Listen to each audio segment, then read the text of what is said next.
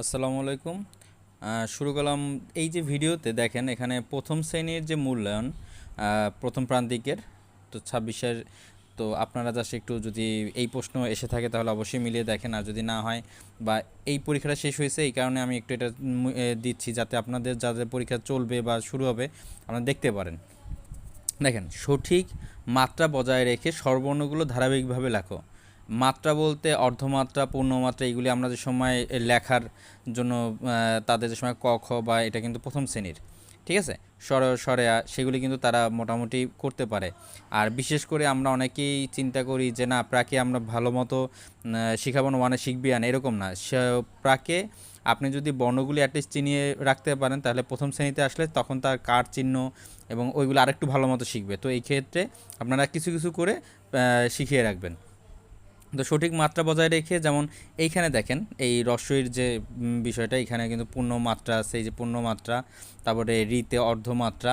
তো এই হিসাব করে, যে মাত্রা হিসাব করে তারা টোটাল স্বর থেকে মানে এই স্বরবর্ণগুলি সম্পূর্ণ লিখতে পারে কিনা সেটাই আমরা দেখব। তারপরে দেখেন সঠিক মাত্রা বজায় রেখে চ থেকে মূর্ধন্য পর্যন্ত, মূর্ধন্য পর্যন্ত দেখেন এইখানেও কিন্তু ছোট অর্ধমাত্রা আছে, এটা ফুল মাত্রা আছে। ব্যঞ্জন বর্ণগুলি ধারাবাহিকভাবে লেখো। তাহলে এটার ভিতরে 5, এটার ভিতরে 5, মানে এখানে আমি সরসরা থেকে ও পর্যন্ত লিখলাম, আর এখানে চ থেকে মূর্ধন্য পর্যন্ত। এরপর বর্ণের সাথে কার চিহ্ন মিল করি, যেটা আমরা অধ্যায় অনুযায়ী যে সিলেবাস যেটা দেখিয়েছিলাম সেই অনুযায়ী পেয়েছি। দেখেন রস্বই, তাহলে এখান থেকে মিল করার যে বিষয়টা আসবে, রস্বইর সাথে এই রস্বই, স্বরেয়ার সাথে যে এটা আকার, এই আকার, রস্বউর সাথে উকার, এই একার, আর এ হলো রিকার।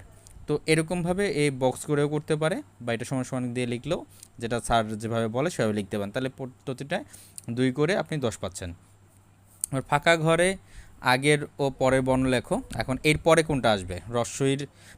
রস্বর পরে দীর্ঘই, ঠিক আছে, দীর্ঘই। এরপরে ওই রস্ব উ, কিন্তু এটা কিন্তু রস্ব দীর্ঘ উ, রি। অনেকে এটা ভুল করবে যে এই ইয়াটার এই যে একটু ছোট্ট একটা রস্বর পরে দীর্ঘ, কিন্তু এটা যদি না বুঝে তখন সেটা ভুল করে ফেলবে। তারপরে রির আগে দেখেন এখানে রি আছে, সেই একই জিনিস, দীর্ঘ উ, রি, পয়ের পরে ফ।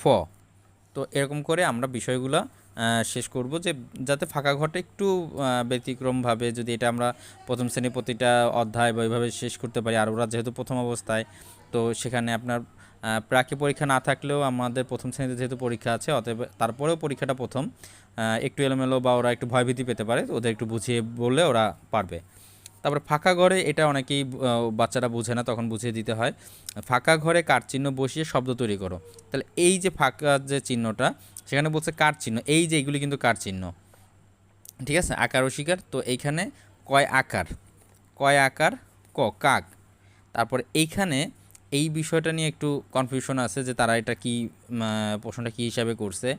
একটা হলো ঘর হইতে পারে, যেহেতু কার চিহ্ন বসাইতেছে, তাই ঘর শিকারে ঘি হইতে পারে।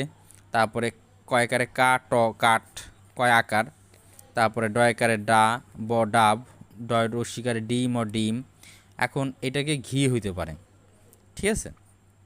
এছাড়া এবং তারপরের যে বিষয়টা, এখন নিচের এলোমেলো শব্দগুলো সাজিয়ে লিখি। এখানে এলোমেলো বলতে প্রথমে কোনটা সেটার হিসাব করে আমরা সরো থেকে যে রস মানে ইয়ার কখ থেকে, সে অনুযায়ী আমরা সিরিয়াল বাই সিরিয়াল বসিয়ে তারপর লিখে ফেলবো। ঠিক আছে, আজ এই পর্যন্তই। আবার দেখাবো নতুন কোনো ভিডিওতে, তখন তাহলে টাটা, বাই বাই।